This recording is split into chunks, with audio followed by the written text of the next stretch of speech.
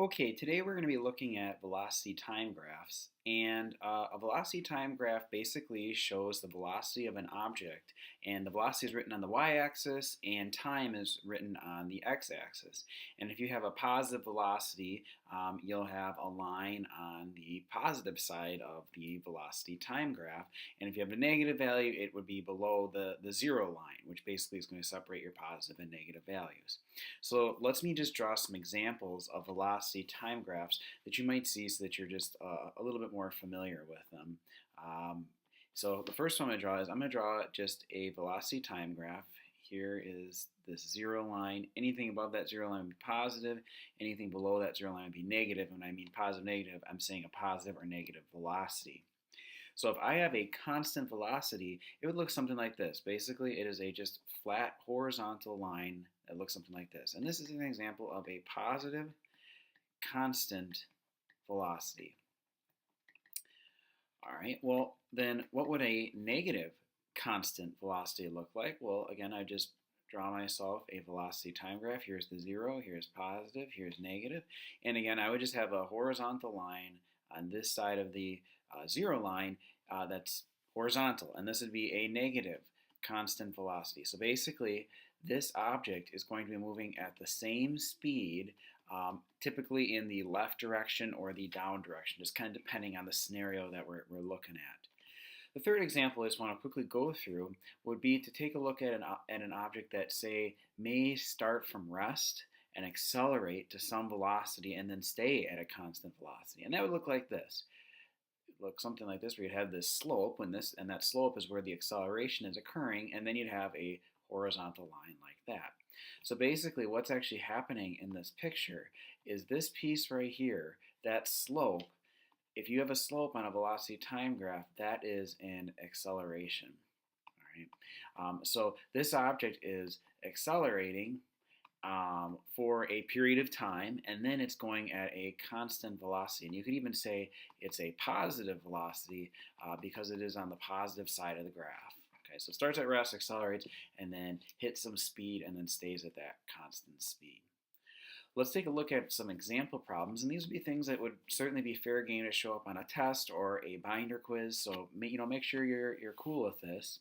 It says the graph below represents the motion of a car during a 6-second time interval. And the question is, what is the total distance traveled by the car during this 6-second interval? Well, one of the things that was discussed in the video was that you can figure out the total distance, or another way of saying that would be kind of the total displacement of the object by figuring out the area under this line here. Okay, so when I look at this, I see two geometric figures. I see a triangle right here, and I wish I could draw straight lines better, but a triangle right there. And then this piece right here is a rectangle. Let me change color so we can clearly see the rectangle. So we have a rectangle right there. Okay, and basically what you're going to have to do to solve these problems is just use your geometric formulas for area. So the area of a triangle is 1/2 base times height, and the area of a rectangle is just base times height. Okay, so let's do the triangle first. What is the base of the triangle? Well, it's 0 to 4, so the base would be 4. So I have 1/2 times 4 times what is the height of this side of the triangle? Well, it starts at 0 and it climbs all the way up to 10. So I'm going to times that by 10. And if you do that in your calculator, or if you do it in your head, you should get a area of 20, and this would be in meters. This would be 20 meters. So this portion of this object's motion, this triangle piece here, this part right here, that would be a displacement of 20 meters. But that's not what the question's asking. It wants to know what is the total displacement of this car during the whole 6-second time interval. So I need to figure out the area of this rectangle here. And so the base of this rectangle is from 4 to 6 seconds, so it's 2 times the height of this bad boy, which is from 0 to 10. So 2 times 10 is 20, also 20 meters. So basically I'm just going to add these two numbers up. Okay, 20 plus 20 is 40, and that would be the total displacement of this object. Then question B says, what is the acceleration of the car at a time of 5 seconds? Well, let me just change pen colors here so we can find something that maybe you can see.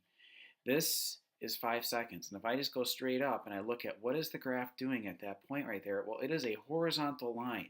And a horizontal line on a velocity time graph indicates a constant velocity. So if you have a constant velocity, that means the velocity is not changing. And the very definition of an acceleration is a change in velocity. So the acceleration at the time of 5 seconds would be 0 meters per second squared. There is no acceleration because it's a horizontal line. All right, so that's just a quick rundown on velocity time graphs. Obviously, there's more things I can ask you than that, but that was one part of this class discussion. Let's take a look at something called free fall. All right, and basically this portion up here, this is just a story kind of talking about free fall and how Aristotle was trying to measure it and all this good stuff. In the end, what you really need to know is that the acceleration due to gravity, which is going to be, let me see here, which is going to be this guy right here, is 9.8 meters per second squared. That is a number that's super important. And it's so important that they even give it the symbol G. Right? So they call this G, actually, little g. And that's the acceleration due to gravity on Earth. So that is something that is worth memorizing, in my opinion. Anyway, let's continue on here. There are two useful formulas for free fall. Here they are in all their glory. The first one says v final, which is the final velocity of the object, is equal to the gravitational acceleration, or g, which is 9.8 meters per second squared, times the time that it undergoes that acceleration. Okay, so typical questions I could ask would be like, if I dropped a rock off the top of a roof and it fell for 2 seconds, what would the speed be of the rock just right before it hits the ground? Okay. Then also I could say, well, how far did that rock fall? And that would be where we'd employ this second equation, d equals 1/2 or 0.5 times little g times t squared. Okay, so don't let these equations really scare you. I mean, basically, it's just calculator work. You just have to be able to identify what parts of those formulas you have and then just kind of plug numbers in and go to town on them. Okay, so here's a question for you. Which one of the following statements is not true of a free-falling object? An object in a state of free fall, A, falls with a constant speed of -10 meters per second, B, falls with an acceleration of -10 meters per second squared, C, falls under the sole influence of gravity, or D, falls with downward acceleration which has a constant magnitude. Well, if you think about things, when things fall and they're being accelerated towards the Earth due to the acceleration of Earth's gravity, they don't stay at a constant speed of 10 meters per second, right? It's constantly getting faster as time progresses. So A would be our answer. That is not a true statement, because we know if we jump out of a plane, as time progresses and you fall towards the Earth, you're going faster and faster and faster until you hit something called terminal velocity. Number 2 says, if a penny is dropped from the top of the Empire State Building, how far will it have fallen after 3 seconds? So basically, I'm going to say d equals 1/2 gt squared. All right, that's the formula I'm going to use, because I want to know what distance would it have fallen, okay, or how far they ask.